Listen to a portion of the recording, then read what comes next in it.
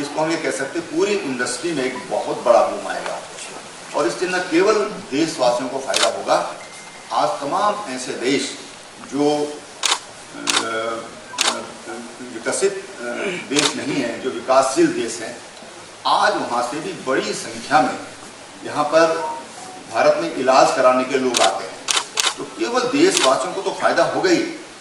जैसे कोविड का वैक्सीन बनने से आज 20 देशों को भारत दे रहा है, तो इसी तरह से स्वास्थ्य सेवाएं लेने के लिए मैं समझता हूं कि दुनिया के लोग यहाँ पर आएंगे और देश की आर्थिकी में उससे बहुत बड़ा परिवर्तन किया जाएगा।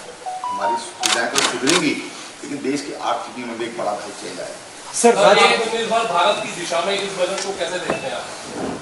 देखिए, बजट हमेशा मोदी जी की एक खासियत रही है। हम जब से उनको देख रहे हैं 2002 के बाद, उससे पहले संगठन में देखा, उसके बाद उनको सरकार में देखा, और जो उनकी कार्यशैली है वो फोकस्ड होती है। और उन्होंने आत्मनिर्भर भारत को हम आज देख रहे हैं, चाहे आप स्वास्थ्य के क्षेत्र में देखिए, देश की सुरक्षा के क्षेत्र में देखिए, शिक्षा के क्षेत्र में देखिए। इतने देश की आजादी के बाद आज जो शिक्षा नीति आई है भारत की, आज दुनिया उसकी सराहना कर रही है, दुनिया उसका अध्ययन कर रही है। तो वो एक फोकस जो उनके सामने स्पष्ट है कि उनको क्या क्या करना है। और निश्चित रूप से जब हम आत्मनिर्भर भारत की बात करते हैं, ये बजट आत्मनिर्भर भारत की जो परिकल्पना है उसको और मजबूती और आगे बढ़ाने वाला है। सर, राजकोषीय घाटा राज्यों से कहा गया है कि जो राज्य 3% तक राजकोषीय घाटा लाए, उत्तराखंड उन राज्यों में जहाँ 4% के आसपास है। एक चैलेंज रहेगा आपके लिए?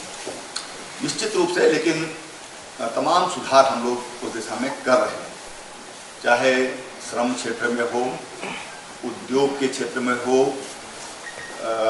ईज ऑफ डूइंग की बिजनेस की दृष्टि से देखें, तो हम तमाम चेंज हम ला रहे हैं। और मुझे लगता है कि आने वाले समय में जो राजकोषीय घाटे को कम करने की बात है, वो उसका परिणाम उसको दिखाई देगा। सर, लागत का 1.5 गुना एमएसपी किसानों के लिए कहा गया। अब जो किसान धरने पर बैठे हैं, इनको आप क्या कहेंगे? क्योंकि सरकार ने देखिए किसानों को तो बिल्कुल भ्रमित किया गया है। ये कृषि कानून किसानों के हित में है।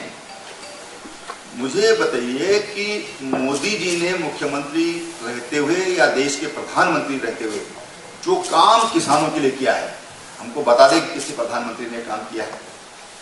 जिस तरह से उन्होंने, मैं आपको बताऊं, गुजरात की बात बताऊं, गुजरात में किसानों को 2 घंटा बिजली मिलती थी जब वो मुख्यमंत्री बने थे, 2 घंटा। और उसका भी समय निर्धारित नहीं था कि दिन में मिलेगा, कि रात को मिलेगा, कि शाम को मिलेगा, कोई समय का निर्धारण ही नहीं था। तो गुजरात के किसान नरेंद्र मोदी जी को मिले थे, उन्होंने कहा साहब हमको 2 घंटा पानी दीजिए, बिजली दीजिए, हमारे ट्यूबवेल्स को पर्याप्त है, लेकिन उसका समय निर्धारित कर दीजिए। आप आधी रात को भी देंगे, अगर 12 बजे रात को 12 से 2 देते हैं ना, 12 से 2 के लिए भी राजी हैं, वो समय आप तय कर लीजिए।